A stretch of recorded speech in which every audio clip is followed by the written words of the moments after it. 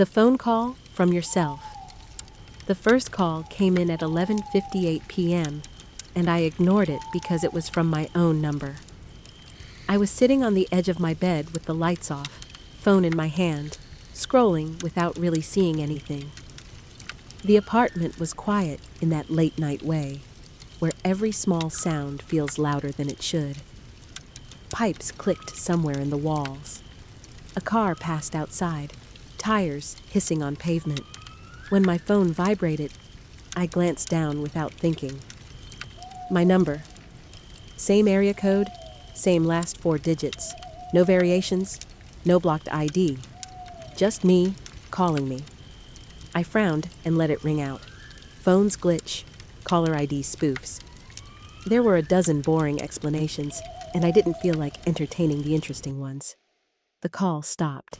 A second later, my phone buzzed again. Same number. I stared at it longer this time, a tight feeling forming just under my ribs. I checked the signal. Full bars. No missed calls from anyone else. No voicemail notification. The call rang until it stopped again. I told myself that was the end of it. At exactly midnight, my phone chimed with a voicemail alert. I hadn't answered. I hadn't declined. And yet there it was. One new voicemail from my own number. I didn't play it right away. I set the phone down on the mattress like it might move on its own and stood up, pacing the length of my bedroom. The air felt stale, heavier than it had a minute earlier, like the room had sealed itself. This was stupid, I told myself. It was either a prank or a technical error. The fear creeping in had nothing to latch onto yet. I picked up the phone and pressed play. For the first few seconds, there was only breathing. Close breathing. Soft, controlled, familiar in a way that made my stomach turn. Then a voice spoke. My voice. Same tone, same cadence, even the slight rasp I get when I'm tired. Hey, it said quietly. If you're listening to this, you didn't answer. That's okay. You will. I felt a strange pressure behind my eyes, like the start of a headache. This is going to sound wrong, the voice continued, calm and steady. But you need to listen all the way through. Don't pause it. Don't replay it. And don't tell anyone. I whispered. What the hell? But my voice sounded thin in the room. I don't have much time, my voice said. You're about to get another call. When it comes in, you cannot answer it. My phone vibrated in my hand. Incoming call. My number. I didn't answer. I couldn't have moved my thumb if I wanted to. The voicemail kept playing through the vibration. Good, my voice said softly. That's good. That means we're still early. The call rang out. The voicemail ended. I stood there staring at the dark screen, heart beating slow and heavy, like it was trying not to draw attention to itself. I checked the voicemail timestamp, 11:59 p.m. I checked the call log. 2 missed calls, both from me. I went through my settings, my apps, my voicemail box, looking for something out of place. Everything looked normal, too normal. No signs of hacking, no weird forwarding rules, no unknown devices logged into my account. I locked the phone and set it face down on the dresser. That night, I slept with the lights on. The next day passed without incident, which almost made it worse. No calls. No messages. No strange notifications. The world moved forward like it hadn't noticed anything unusual. I went to work. I answered emails. I laughed at the right times. I told myself the fear would fade if I treated it like a dream. At 11:40 p.m., I started watching the clock. At 11:55, my chest tightened. At 11:58, my phone vibrated. My number. I didn't ignore it this time. I didn't answer either. I just watched it ring. the screen glowing in the dark like an open eye. It stopped. At 12 a.m., another voicemail appeared. My hands were shaking when I pressed play. This one started without breathing. "You're already behind," my voice said. There was tension in it now, a strain I recognized from moments when I try very hard not to panic. "You stayed up last night. That changes things." My stomach dropped. "Nah, I told you not to answer," it continued. "You didn't. That's good, but you listened. That's worse than I expected." I sank down onto the bed. "What is this?" I whispered, though I knew the recording couldn't hear me. "You're going to start noticing gaps," my voice said. "Little ones at first. Minutes you can't account for. You'll think you're distracted. You're not." The voicemail paused, just long enough that I thought it had ended. Then my voice came back, quieter. "They can hear when you replay this. Don't." The voicemail ended. I sat there for a long time, phone resting in my palm, screen dark. I didn't replay it. I didn't even open the voicemail menu again. But that night, as I lay in bed staring at the ceiling, I realized something that made my throat go dry. I didn't remember turning the lights off. They were off. I was sure of that. I lay there listening to my own breathing, waiting for my phone to vibrate again, wondering how much time had already slipped through my fingers without me noticing. And somewhere deep down, beneath the fear, another thought began to form. Quiet, unwelcome, and impossible to shake. If that voice was really me, then it meant I had already lived through whatever was coming next. The gaps started small enough that I almost missed them. The first one happened the next morning. I was standing in the kitchen making coffee, waiting for the kettle to boil. I remember setting it on the burner. I remember turning the heat on. I remember leaning against the counter and checking my phone. Then I was sitting at the table with a mug in my hands. The coffee was already poured. Steam curled up toward my face. The kettle was back on its hook, still warm. I checked the time. 7 minutes had passed. I stood up slowly, my chair legs scraping too loud against the floor. I walked back to the stove, touched the kettle again, as if it might explain itself. My phone showed no notifications. No missed calls, no alarms. 7 minutes wasn't much. I told myself that. People space out all the time. You lose track when you're tired. But the voicemail echoed in my head anyway. Little ones at first.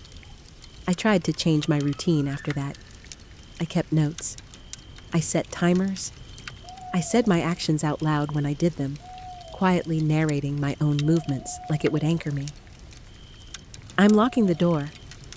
I'm brushing my teeth. I'm turning off the stove. It helped, or at least I thought it did.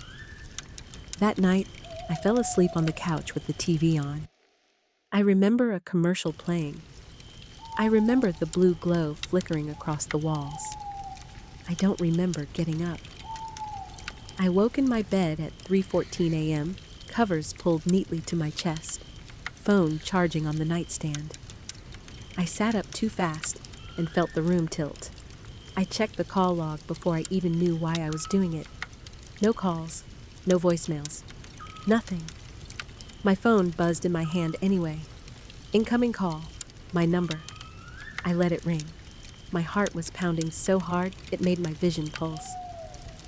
The call stopped. I waited for the voicemail notification, already bracing myself. It didn't come. Instead, my screen lit up with a text message. From me. "You shouldn't be awake right now." My fingers hovered over the screen. I didn't type back. Another message appeared. "You weren't before." I swallowed hard and set the phone down, face up. Like turning it over would somehow make it worse. I stayed awake until morning, lights on, every sound magnified. When the sun finally came up, I felt wrung out and unreal, like I'd been awake for days. At work, people asked if I was okay. I said yes. I smiled, I made jokes. But I kept checking the time every few minutes, afraid it would jump when I wasn't looking. It didn't. That afternoon, I found a note in my jacket pocket. I don't remember putting it there. It was a small scrap of paper, folded twice, edges worn soft like it had been handled too many times. Written on it, in my handwriting, were 3 words. Do not answer. No date, no explanation. I stared at it in the bathroom stall, my reflection pale and unfamiliar in the mirror. My handwriting was unmistakable, the way I crossed my T's, the slight rightward slant. I flushed the paper down the toilet before I could talk myself out of it. That night, the call came earlier. 11:42 p.m. My number lit up the screen while I was still brushing my teeth. I froze, toothpaste dripping into the sink, phone vibrating against the counter. I didn't answer. The vibration stopped. A voicemail appeared immediately. I waited longer this time before playing it. I sat on the edge of the tub, back against the wall, phone held away from my face like it might bite. When I pressed play, there was no breathing, just my voice, low and urgent. They're learning how long you stay aware, it said. Every time you notice, it gets harder. My chest tightened. You keep thinking this is about the calls. My voice continued. It's not. The calls are just overlap, residue. The word made my skin crawl. There's a window, it said. A narrow one. When you're fully awake, fully moving, they can't. The voicemail cut off abruptly. No click, no ending tone, just silence. I stared at the screen until it went dark. That was the night I realized something else was wrong. My reflection lagged. It wasn't dramatic. If I hadn't already been on edge, I might not have noticed it at all. I was washing my hands, staring at myself in the mirror, when I tilted my head. The reflection followed, a fraction of a second late. I held very still, afraid to test it again. Then my reflection smiled. I hadn't. The smile was small, tight, gone almost immediately. If I'd blinked, I would have missed it. I stepped back from the sink, heart hammering.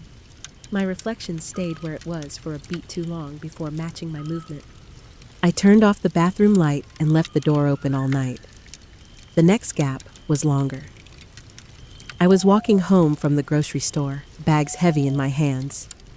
I remember crossing the street. I remember the sound of a car horn somewhere behind me. Then I was unlocking my apartment door. The bags were gone. I stood there, keys shaking in my hand, trying to understand what I was seeing. I checked the time. 23 minutes missing.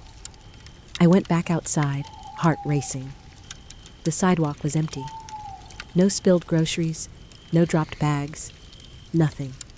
When I went back inside, the groceries were already in my kitchen, put away, cold items in the fridge, bread on the counter, receipt folded neatly beside the sink. I sank down onto a chair and stared at my hands. They felt tired. My muscles ached like I'd been carrying something heavy for a long time. My phone buzzed. A text message appeared. That was too much. You let it go too long, I typed back without thinking. What are you doing to me? The response came instantly. I'm keeping you where you still exist. I stared at the words until they blurred. Who are they? I typed. There was a pause, longer than usual. Then, you don't notice them because they wear you. A chill slid down my spine. Before I could ask anything else, another message appeared. You're about to get a call. This one is important. Do not answer it, no matter what you hear. My phone began to vibrate. Incoming call. My number. But this time, it didn't just ring. It started playing audio through the speaker.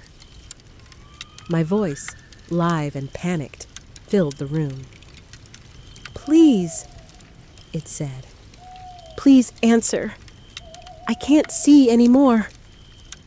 I clamped my hands over my ears, breath coming fast and shallow. The voice continued anyway, clear and close. "They're taking the edges. I can't tell where I stop."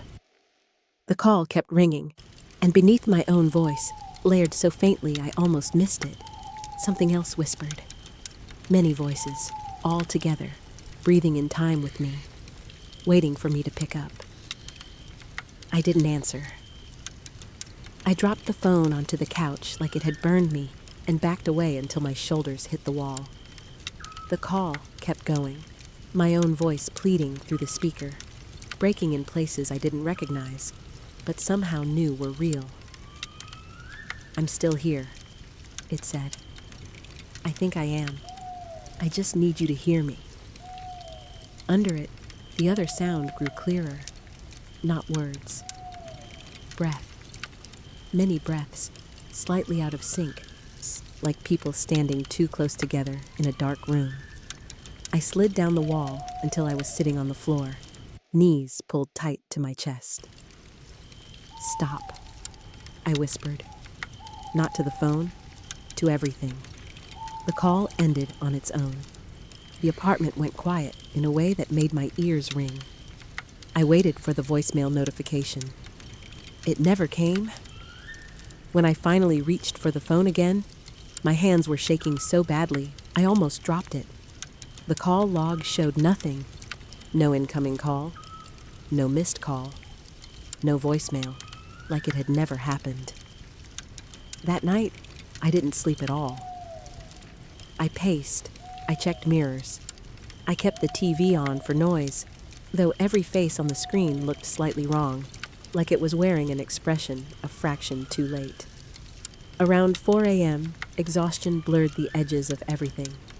I sat on the couch with my head in my hands and tried to stay present by naming objects in the room. Coffee table, lamp, window, door. When I looked up, I was standing in the kitchen. The clock on the microwave read 4:27. I didn't remember getting up. My legs ached like I'd been standing for a long time. I checked my phone. There was a draft text message open, unsent, written in my voice. "You slipped again. That was close." My stomach twisted. I deleted the message and shut the phone off completely. Not sleep mode, power off. The screen went black, my reflection staring back at me faintly in the glass. It didn't move when I did. I dropped the phone onto the counter and stumbled back, heart pounding. A second later, the reflection snapped into sync, like nothing had happened. I left the phone off all day. At work, I borrowed a coworker's watch because checking the time on my wrist felt safer than pulling my phone out of my pocket. Even so, I caught myself losing moments. Standing in one place and then suddenly being somewhere else nearby, with no sense of transition. No one else seemed to notice. That was the worst part. The world still fit me perfectly, even as I felt myself slipping out of it. When I got home that evening, my phone was on, fully powered, fully charged. I knew, with a sick certainty, that I hadn't turned it back on. There were no missed calls, no messages, just one thing that hadn't been there before. A new contact. My name, not my number, not a duplicate entry. A separate contact, labeled exactly the same as mine, but with no photo and no information attached. I didn't open it. I didn't have to. The phone rang. My number. I watched it vibrate on the counter, the sound dull and heavy, like it was ringing underwater. I felt something inside me pull toward it, an instinct older than fear. The need to respond when you hear your own voice calling. I clenched my fists until my nails bit into my palms. The call stopped. A voicemail notification appeared instantly. Against my better judgment, I played it. This one started mid-sentence. "Can't hold the shape much longer," my voice said. It sounded thinner now, stretched. "They're using the parts you don't notice. The pauses, the habits. Every time you stop paying attention, they borrow you." Images flashed through my mind, standing still, zoning out, drifting. All the moments I'd thought were harmless. "You think you're losing time?" the voice continued. "You're not. You're being worn." The word echoed. "Listen carefully," it said. "There's a point where only one of us can stay. They don't like overlap. It causes friction." My throat tightened. "Which one?" I whispered. The voicemail answered anyway. "The one who keeps moving." The message ended. I stood there in the quiet kitchen, understanding settling into me with awful clarity. This wasn't about preventing something. It was about replacement. Something had learned my shape by copying me when I wasn't fully present. When I paused, when I drifted, when I let my mind go slack. And now there were too many of me. That night, the gaps stopped feeling accidental. I would catch myself standing still and feel a pressure, like hands on my back urging me to relax, to let go for just a second. When I resisted, when I moved, paced, and fidgeted, the pressure eased. I didn't sit down. I didn't lie still. I walked my apartment for hours, forcing myself to stay aware, to feel every step, every breath. At 2:11 a.m., my phone rang again. I ignored it. At 2:12, it rang again, then again, and again. Each time, the ringing grew louder, sharper, until it felt like it was vibrating inside my skull. I pressed my hands to my ears, eyes squeezed shut. Through the ringing, I heard my voice one last time. Not from the phone, from behind me. "Please," it said, right next to my ear.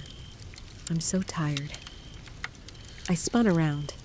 The apartment was empty, but the air felt disturbed, like something had just passed through it. My phone went silent. When I looked down, there was a new message on the screen. "You can't save both of us. Don't stop now." I didn't know if that message was a warning or a threat. All I knew was that somewhere very close, something wearing my voice was learning how to stand still without disappearing. And that meant I was running out of time. I didn't sleep after that. I couldn't risk it. Sleep was the longest pause there is, and I understood now what pauses meant. I kept moving through the apartment, slow circles from room to room, touching walls, counting steps, whispering my name under my breath like a tether. Morning came without relief. Daylight didn't push the feeling away anymore. It only made everything look flatter, thinner, like the world was a surface stretched too tight. By the third day, my body started to fail me. My legs shook when I stood too long. My hands trembled constantly. I felt hollowed out, like awareness itself was burning fuel I didn't have. Still, every time I tried to sit, a pressure built behind my eyes, a familiar pulling sensation, gentle and persuasive. Just rest.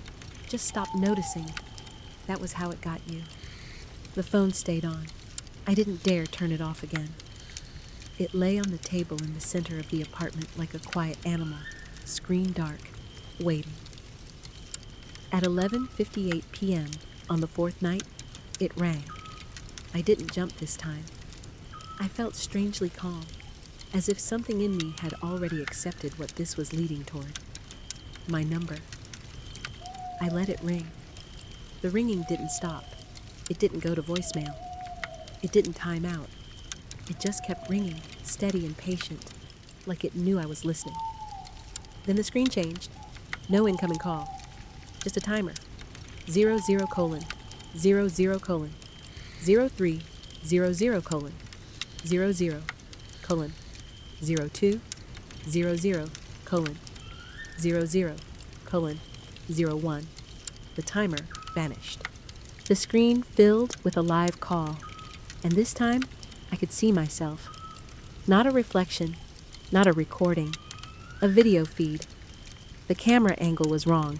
Too low, too close, but the face staring back at me was mine. Same tired eyes, same stubble I hadn't bothered shaving, same small scar near the eyebrow, but the expression was different, relaxed, at ease. "You're exhausted," it said gently, my voice without strain. "You can't keep this up." "Where are you?" I asked. My throat hurt. I hadn't realized how little I'd spoken aloud. The other me smiled. It was the same smile I'd seen in the mirror days ago. Controlled. Practiced. "Right where you stop," it said. "Every time." The background behind it was indistinct, like a room without corners. Light with no source. A place that didn't require attention to exist. "They don't want you gone," it continued. "They just don't need you awake." Something moved behind its eyes when it said that. Not emotion, alignment. "You've been borrowing my time?" I said. It shook its head slowly. "No, I've been keeping it. You waste so much just thinking." My legs buckled, and I caught myself on the table. The phone stayed upright, watching. "Here's the truth," it said. "Only one of us gets to stay fully present. The rest becomes background." "What happens to me?" I asked. Its smile softened, almost kind. "You rest." The pressure surged then, stronger than ever. My body screamed for stillness, for quiet, for letting go. I felt my awareness thinning at the edges, like fog creeping in. I thought of every moment I'd drifted, every pause, every second I'd surrendered without realizing it. And I understood what my other self had done. It hadn't fought them. It had learned to stop perfectly. I grabbed the phone. The screen flickered. The other me frowned for the first time. "Don't," it said. "You'll tear it." I didn't answer. I threw the phone against the wall. It shattered, screen exploding into light and fragments. The sound was sharp and final, echoing through the apartment. For a moment, the pressure vanished. The silence afterward felt clean, empty, painful in a grounding way. I collapsed to the floor, gasping, muscles burning, every nerve screaming that I had gone too far, that I had broken something essential. I don't know how long I lay there. When I woke, it was morning. Sunlight spilled across the floor. Birds moved outside the window. My body felt heavy but whole, painfully present. The phone was dead, completely. No cracks glowing, no vibrations, just inert plastic and glass. The gaps never came back after that. No missing minutes, no strange notes, no delayed reflections. I slept again, real sleep, deep and dreamless. When I stopped, nothing took me, but something did change. I'm never still for long now. I tap my fingers, shift my weight, hum under my breath. I keep small motions going even when I sit, even when I lie down. Awareness, I've learned, isn't about fear. It's about movement. Sometimes, late at night, I catch myself reaching for my phone without knowing why. When I stop, my chest tightens, and I force myself to move again, because I know this now. There are versions of you that form in the pauses, in the moments you don't pay attention, in the spaces where you let yourself fade just a little. And some of them are very good at pretending they're you. If you enjoyed this story, consider subscribing for more long-form horror narrations. You have been listening to American Haunted Tales. Thank you for watching.